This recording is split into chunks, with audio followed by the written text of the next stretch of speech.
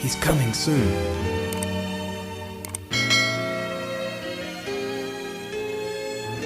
Apa kabarnya? Haleluya, luar biasa. Yes, yes, yes. Wow. Anak Nuha, kita itu ya Bapak Ibu Saudara yang dikasih oleh Tuhan. Hari ini saya menyampaikan daftar Elohim yang saya beri judul Hakim. Nah, saudara yang dikasih oleh Tuhan, hakim atau lispot, atau sering kalau kita membaca kitab hakim-hakim dibaca softim dari kata lispot, mispat. Makanya mispat itu hukum, saudara yang dikasih oleh Tuhan. Kita akan baca terlebih dahulu kitab suci kita di dalam kitab Matai. Kitab Matai pasal yang ke-7 ayatnya yang pertama, saudara. Matai 7 ayat 1. Demikian daftar Elohim. Altispetu lemaan lo tisafu. Nah, dari kata tispetu, saudara. Janganlah menghakimi supaya kamu tidak dihakimi. Saudara yang dikasih oleh Tuhan, seringkali saat kita mengingatkan saudara kita atau menegur saudara kita berkata saudara, dan kita sampaikan daftar Elohim itu. Entah tentang nama Elohim, entah tentang pengajaran, entah tentang hari raya atau apapun. Dan dari pihak yang lain yang merasa disampaikan daftar Elohim itu akan berkata, jangan menghakimi. Betul nggak saudara? Jangan menghakimi. Nanti kebalikannya kembali. Yang menyampaikan akan berkata, saya tidak menghakimi. Tapi firman Tuhan berkata demikian, saudara. Nah, saudara yang dikasih oleh Bapak Yahweh, benarkah seperti itu, saudara? Saudara yang dikasih oleh Tuhan, di mana posisi kita saat ini? Yang jelas ada 4 hal yang saya catat, saudara. Yang pertama adalah hakim. Yang kedua adalah pendakwa. Beda antara hakim dan pendakwa. Hakim itu memutuskan, saudara. Pendakwa itu kalau sekarang istilahnya mungkin jaksa. Jadi yang menuntut, saudara.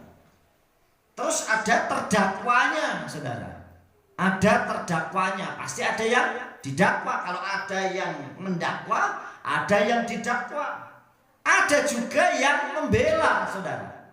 Nah, biasanya yang membela ini harusnya sudutnya netral, saudara yang dikasih oleh Tuhan. Sehingga saat terjadi perdebatan yang ramai, makanya kenapa ada moderatornya untuk yang menengahi, saudara yang dikasih oleh Tuhan. Nah, Bapak Ibu Saudara yang dikasih oleh Tuhan, di mana posisi kita saat ini? Kita seringkali memposisikan sebagai hakim, tapi sekaligus sebagai pendakwa. Mau diakui gak diakui, sekarang kita seringkali memposisikan sebagai hakim, tetapi sekaligus juga sebagai pendakwa. Dan orang lain itu sebagai terdakwa, saudara. Jangankan kita sekarang ini, saudara yang dikasih oleh Tuhan. Pada zaman Yesus Masiah sudah, dan itu sudah terjadi, saudara. Yaitu saudara yang dikasih oleh Bapak Yahweh, saat ada seorang perempuan yang ketangkap basah berzina, kitab suci mengajarkan dan ditulis, hai guru, ini aku bawa perempuan dan aku dapati dia ketangkap basah berzina, saudara. Artinya memang dia melakukan, berarti saudara. Kalau dia katakan seperti itu. Kemudian dia bawalah kepada Yesua. Dan apa yang terjadi, saudara yang dikasih oleh Tuhan? Dia berkata, menurut hukum Mose atau Torah Mose, dia harus dirajam sampai mati karena ketangkap basah berzina. Kemudian apakah Yesua langsung menghakimi? Nah, orang ini sekaligus membawa saudara dan menjadi hakimnya dan memutuskan. Dia mendakwa orang ini, artinya orang-orang Farisi dan ahli kitab, dia mendakwa sekaligus menjadi hakimnya. Tetapi apakah Yesua seperti itu? Yesua hanya sebagai pihak pembela. Dan Yesua katakan, jikalau di antara kamu tidak berdosa, silakan lempari batu orang ini sampai mati. Yesua memposisikan itu bukan sebagai hakimnya saat itu. Bukan pula dia sebagai penuduhnya atau pendakwanya, tetapi pembelanya, saudara. Dan perempuan ini sebagai terdakwa, saudara yang dikasih oleh Tuhan. Nah, seringkali kita pun sama saat kita menyampaikan daftar Elohim. Padahal sebenarnya saat kita menyampaikan daftar Elohim, memposisikan kita harusnya belajar seperti Yesua, bukan sebagai hakim ataupun pendakwanya. Biar itu yang mengukur, itu dafar Elohim sendiri. Artinya kita tidak perlu membela diri. Saat kita menyampaikan dafar Elohim itu kepada orang, saudara, dan orang itu tidak menerima, kita nggak perlu ngotot, saudara. Itu haknya mereka, biarkan saja. Yang penting saya sudah tidak berhutang darah, saya sudah menyampaikan dafar itu. Kembali itu kepada orang itu, saudara. Tugas kita hanya memberitakan. Selebihnya biar Ruach HaKodes yang bekerja. Dan jika orang itu bertobat dan menerima, saudara, berarti Ruach HaKodes bekerja.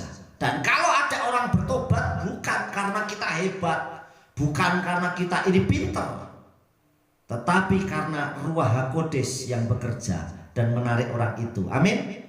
Jadi saudara yang dikasih, kalau kita merasa pintar, apakah enggak kita lebih pintar dibandingkan orang Farisi Saduki? Sampai Yesua HaMasiah sendiri berkata, jikalau kebenaranmu tidak melebihi orang Farisi dan ahli kitab, kamu tidak bisa masuk Samayim. Bisa nggak kita melebihi mereka? Saya mengajar kehilat Dodulo Yahweh untuk memposisikan kita sebagai pemberita besorak, pemberita kebenaran. Hanya tugasnya memberitakan, bukan menjadi hakim ataupun juga penuduhnya, saudara, atau pendakwanya. Tugas kita memberitakan. Makanya saya selalu men-sharekan dafar Elohim. Masalah orang terima apa tidak, bukan haknya saya. Tugas saya memberitakan. Kalau orang nggak terima, ya silakan. Saya melihat banyak sekarang terjadi, saudara. Ini masalah kesembuhan yang terjadi juga buat teman-teman kita, khususnya yang lagi dipakai Tuhan luar biasa, yaitu Pak Andi yang ada di Balikpapan. Ini komentar para pendeta pun macam-macam, saudara. Padahal tugas kita bukan menjadi penilai hakim. Justru kalau mujizat terjadi, kita bersyukur, nama Elohim dipermuliakan. Amin.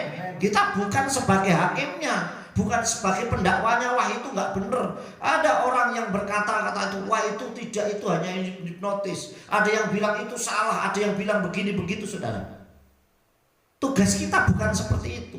Justru kalau ada orang, bahkan saudara kita, teman kita dipakai Tuhan untuk karya penyembuhan yang luar biasa, hebat, kita dukung dalam doa supaya semakin banyak jiwa yang disembuhkan oleh Tuhan. Amin. Bukan kita menjadi hakimnya atau pencelanya, saudara. Apakah kita seringkali orang kita ini seringkali dituduh sebagai, wah ini nih orang yang kembali ke Torah, orang yang kembali ke akar Ibrani itu. Kita seringkali juga dilakukan seperti itu. Kita nggak perlu membela diri, saudara. Biarkan tugas kita hanya memberitakan. Kita diajar, kalau kebenaran kita tidak melebihi orang Farisi sama orang ahli kitab aja kita tidak bisa. Apakah kita mampu bisa melebihi mereka? Ini yang ngomong Yesua sendiri, saudara. Nah, bisa nggak kita melebihi mereka? Tapi Tuhan ajar kita. Kalau kita sekalipun tidak bisa melebihi mereka, Yesua katakan jangan kena raginya orang Farisi, apa yang munafik. Sudah bagus, sudah pintar, sudah bagus luar biasa, taatnya luar biasa, tapi masih suka mencari celahnya orang lain, kelemahannya orang lain. Nah ini yang nggak boleh, saudara. Kalau ada orang yang berzina tadi, kalau memang itu menurut hukum Musa, kenapa saat tidak ketangkep basah langsung dirajam, harus dibawa kepada Yesua? Karena tujuannya untuk mencari kesalahannya Yesua. Nah kalau orang yang suka mencari kesalahan orang lain, padahal dia sendiri pasti banyak kesalahan. Betul gak, saudara? Oleh sebab itu, di mana posisi kita? Apakah posisi kita sebagai hakim? Posisi kita sebagai pendakwa? Posisi kita sebagai terdakwa? Atau kita sebagai pembela, saudara? Ini pilihan di kita. Ingat, hakim yang memutuskan perkara, hakim yang memutuskan perkara pun seringkali juga dihakimi. Betul gak? Coba kalau ada orang divonis nih bersalah, hakimnya juga bisa dihakimi orang. Mungkin keluarga terdakwa, hukumannya terlalu berat, ini gak adil, dia ya dihakimi. Betul gak, saudara? Sama dengan kita. Begitu kita menyampaikan kebenaran dan orang gak terima, kita akan dibilang, oh dia menghakimi. Kita gantian sekali lagi memposisikan sebagai hakim. Saya tidak menghakimi, tapi firman Tuhan yang menghakimi. Betul gak, saudara? Akhirnya saling lempar, saudara. Dafar Elohim enggak, tugas kita hanya memberitakan saja dan memberitakan besorak. Ingat, hakim yang memutuskan perkara juga sering mengalami penghakiman yang dilakukan oleh biasa bisa juga keluarga terdakwa atau teman terdakwa, saudara. Dan ini bisa terjadi. Kita akan lihat dari 4 hal yang kita baca tadi. Yang pertama, hakim. Bagi kita, hakimnya itu adalah Abba Yahweh Elohim sendiri. Amin. Bukan kita. Kalau kita mau memposisikan yang benar, saudara, janganlah menghakimi supaya kamu tidak dihakimi. Jangan mengambil alih posisinya Bapak Yahweh. Biar kita mengambil posisi kita. Amin. Saudara yang dikasih oleh Bapak Yahweh, biarlah saudara yang menjadi hakimnya itu Abba Yahweh Elohim sendiri. Jadi jangan kita mengambil posisinya Tuhan, tetapi kita ambil posisi kita sebagai anak-anaknya Elohim. Amin saudara. Jadi yang pertama, hakimnya adalah Abba Yahweh Elohim sendiri. Di dalam kitab Tehillim atau Mazmur 7 ayat 12. Demikian dapat Elohim. Elohim sofat sadik wa elsom bekalyom. Elohim adalah hakim yang adil, dan Elohim menjadi murka setiap hari. Jadi yang memposisikan yang jadi hakim itu biar Tuhan sendiri. Amin. Kalau kita mengalami sesuatu, tugas kita memberitakan. Sudah. Kalau orang tanya, wajib kita menjawab. Tapi bukan membela diri, saudara. Kalau kita menginjili orang atau menyampaikan kebenaran dan orang nggak terima, ya sudah. Kalau ditarik ke ranah sana untuk kita diajak berdebat. Karena semua yang dipakai itu mesti ayat semua, saudara.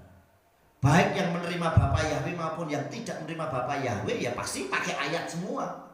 Yang melakukan Torah maupun yang tidak juga tetap yang dipakai ayat.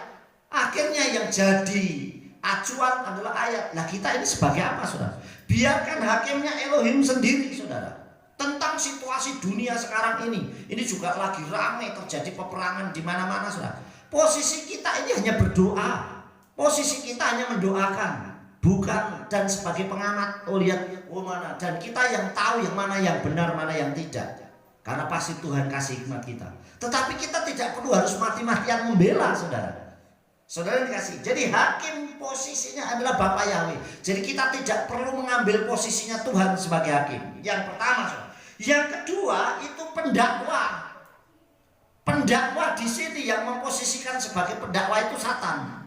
Tugasnya Satan itu selalu menuduh. Kamu salah, kamu begini, mencoba segala macam. Itu pasti datangnya dari Satan saudara. Saudara yang dikasih, kenapa sampai Yesua sampai itu berkata, hei ular beludak dan sebagainya? Karena dia selalu dituduh, dan si penuduh itu pasti Satan, saudara. Nah, jangan pula kita mengambil posisinya setan. Wes ngambil posisi Tuhan, kadang mengambil posisinya Satan. Kita jangan pernah mengambil posisi itu. Jadilah menjadi umat-umat Elohim yang memang tunduk dan taat sama daftar Elohim Bapak Yahweh. Jadi saudara, pendakwanya adalah Satan. Karena memang tugasnya dia menuduh, mencela. Orang sudah bertobat saja, buat apa kamu bertobat? Toh kamu juga hidupnya biasa-biasa saja. Kamu menjadi orang Kristen, menjadi orang Nasrani, ya buktinya biasa saja. Kamu menjadi penyembah Yahweh, ya hidupnya biasa saja. Nah ini penuduh saudara. Nah ini yang mendakwa seperti itu Satan. Di dalam kitab Gilyana atau Wahyu 12:10 dikatakan, dan aku mendengar suatu suara nyaring yang berkata dari Samayim, sekarang keselamatan dan kuasa dan kerajaan Elohim kita dan otoritas yang diurapinya telah tiba. Karena si pendakwa saudara-saudara kita yang menuduh mereka di hadapan Elohim siang dan malam telah dipukul roboh. Jadi Satannya nanti biarkan yang menuduh kita yang menjadi pendakwa urusannya sama Tuhan. Paham saudara? Artinya kita supaya tahu posisi saya nanti ada di mana. Posisi kita ada di mana saudara. Nah kita harus tahu saudara. Tetapi kita harus tahu, kalau kita tidak tahu, kita nggak ngerti posisi kita. Banyak orang menyampaikan kebenaran tetapi menjadi pendakwa. Ini saya lihat di Facebook, di YouTube. Kemarin sebentar saya melihat YouTube-nya Pak Andi Simon buat klarifikasi juga. Karena ada yang nuduh bahwa mujizat yang dilakukan nggak benar gitu, macam-macam dah. Saudara, saya pikir ngapain gitu loh. Ini sesama orang yang mengenal Tuhan. Apakah levelnya pun sudah sama-sama pendeta, saudara? Saya pikir kenapa bisa sampai seperti itu? Saya bilang begitu. Kalau saya ada orang mau dia mengenal Bapak, dia dipakai Tuhan untuk semua, saya topang dua. Banyak kok pendeta-pendeta. Dan kalau sampai kita tidak meyakini bahwa itu memang mujizat Tuhan, berarti kita tidak percaya mujizat. Saya sering mengalami banyak mujizat yang Bapak Yahweh alami, yang lakukan buat hidup saya. Nah artinya pun saya mengalami, berarti kalau ada orang yang suka mencela mujizat Tuhan, berarti dia tidak pernah mengalami mujizat Tuhan. Saudara yang dikasih oleh Tuhan, perhatikan ayatnya. Karena si pendakwa saudara-saudara kita yang menuduh mereka di hadapan Elohim. Jadi yang mendakwa itu Satan di hadapan Tuhan. Dia itu loh masih berdosa, dia begini, dia begini. Telah dirobohkan, dikatakan dipukul roboh siang dan malam oleh Tuhan sendiri, oleh Elohim. Jadi kita udah tahu posisinya ya. Satu hakim, yang kedua pendakwa, yang ketiga itu terdakwa. Saudara yang dikasih oleh Tuhan, yang ketiga terdakwa. Siapa yang sering mengalami terdakwa? Pernah saudara mengalami jadi terdakwa di dunia ini? Wah, kamu sih mengajarkan gini dah. Kita selalu dilemparkan hal-hal. Bahkan kita menyampaikan tentang nama Elohim yang jelas tertulis di kitab suci saja, kita sering banyak yang tidak menerima. Betul nggak saudara? Kita melakukan ya sudah caranya baik menyampaikan, masih saja kita tidak diterima. Banyak hal saudara. Nah, terdakwa posisi kita di mana saudara? Yang ketiga adalah terdakwa. Di dalam kitab Gileana tadi, di kitab Wahyu pasal 12 ayat 10 dikatakan saudara yang dikasih oleh Tuhan, karena si pendakwa saudara, artinya si pendakwa saudara, artinya ada yang mendakwa, yaitu kepada siapa? Saudara-saudara dan saya. Kita semua umat-umat Elohim. Nah, yang jadi terdakwa ini kita. Makanya jangan pernah mengambil posisinya menjadi hakim ataupun menjadi pendakwanya. Kalau kita mengambil posisinya sebagai hakim, berarti ngambil alih tugasnya Tuhan, Bapak Yahweh yang sebagai hakim atau Elohim. Kalau kita mengambil alih sebagai pendakwa, kita berarti mengambil alih miliknya Satan yang suka mendakwa orang. Contohnya saudara, saya kasih tahu tadi seperti di awal kisah, di mana ada orang yang ketangkap basah berzina. Ini orang memposisikan ahli-ahli kitab, orang Farisi memposisikan sebagai hakim dan juga pendakwa. Betul nggak saudara? Menurut hukum Mose berarti dia akan mendakwa ini salah dan ketangkap basah. Dan menurut hukum Mose dia harus dirajam. Hakimnya saudara. Nah, terdakwanya perempuan yang ketangkap basah berzina. Nah, posisinya di mana kita ini saudara? Jadi yang ketiga, yang keempat saudara, yaitu pembela. Pasti ada yang membela. Pembela kita ini adalah Yeshua HaMashiach.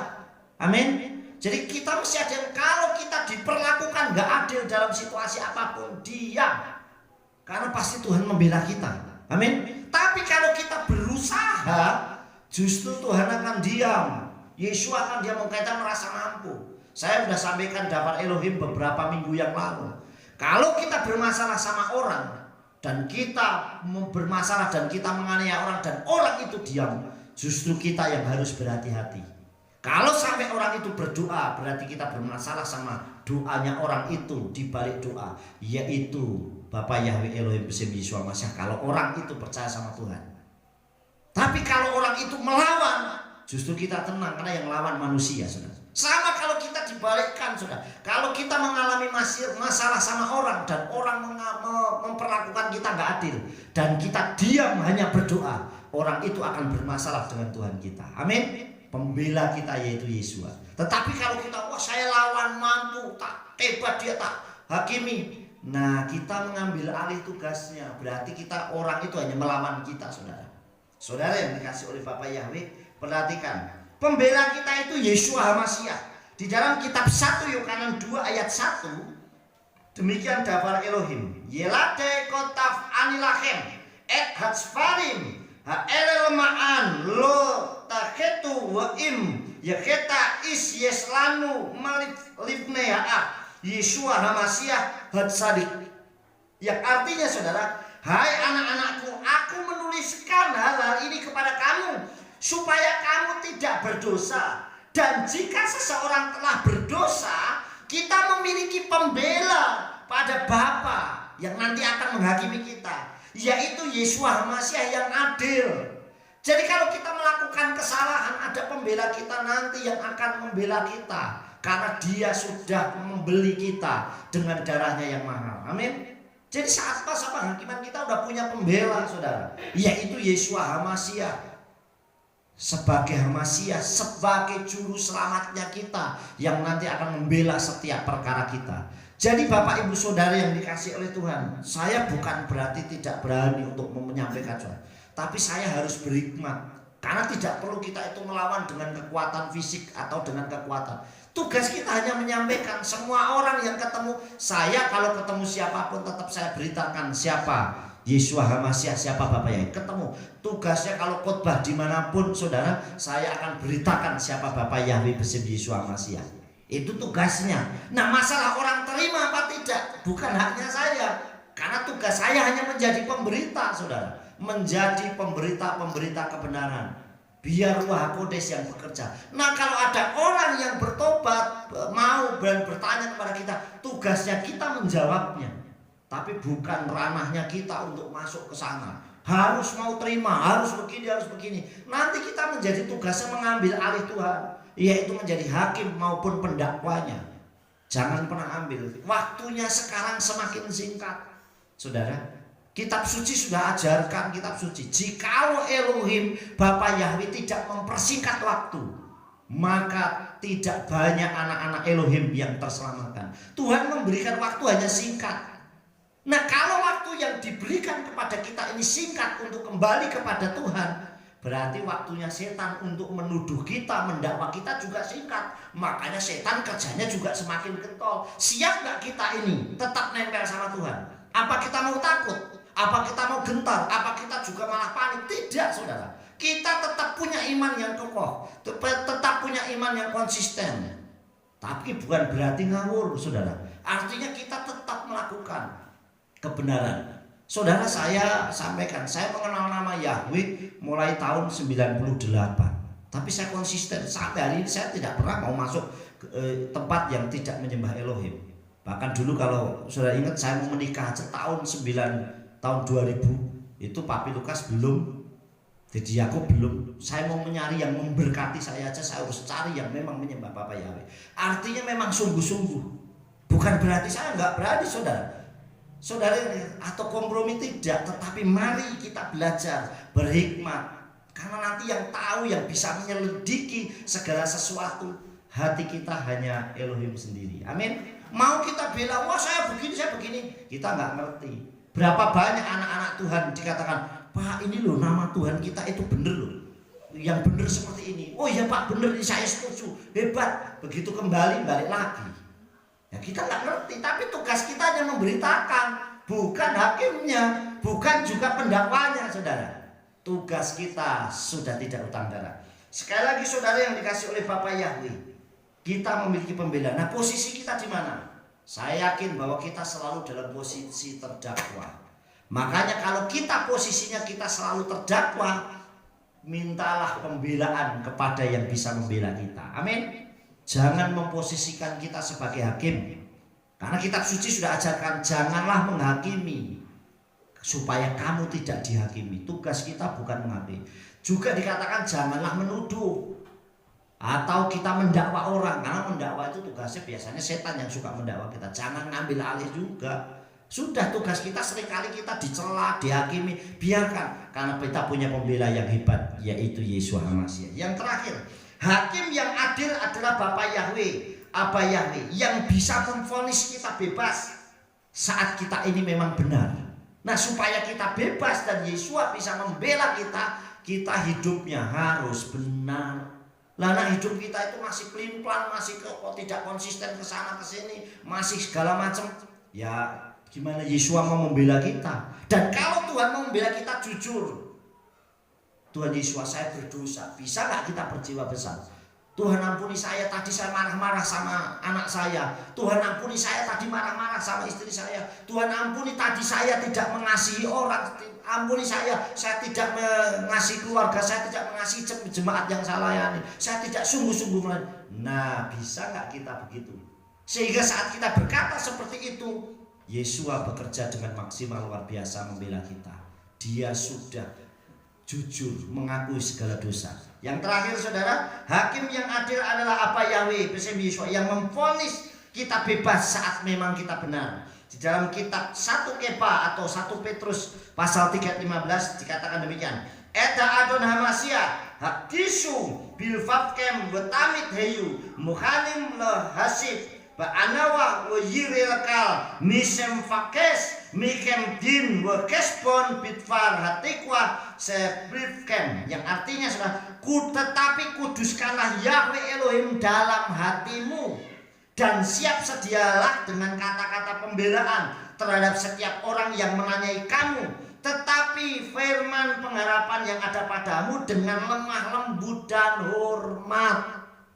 Saudara yang dikasih Tuhan sudah ajarkan kitab suci, tetapi kuduskanlah Yahweh Elohim dalam hidupmu. Berarti kita harus jalan hidup kudus di hadapan Tuhan. Kuduskanlah Yahweh supaya orang tidak mencela kita.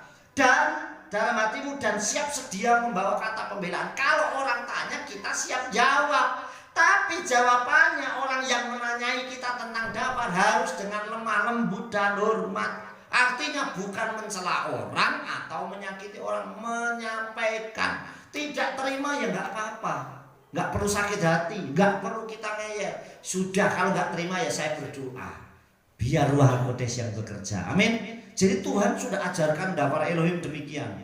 Jangan pernah kita memposisikan kita sebagai hakim, pendakwa atau apapun, tetapi mari kita memposisikan kita menjadi orang yang memang sungguh-sungguh menguduskan Bapa Yahweh dalam hidup kita, tulus dan siap memberitakan kebenaran itu dengan pengharapan yang ada pada kita dengan lemah lembut dan hormat. Sukses besar buat kita. Aba Yahweh bersemi Yeshua Mashiach memberkati. Amin.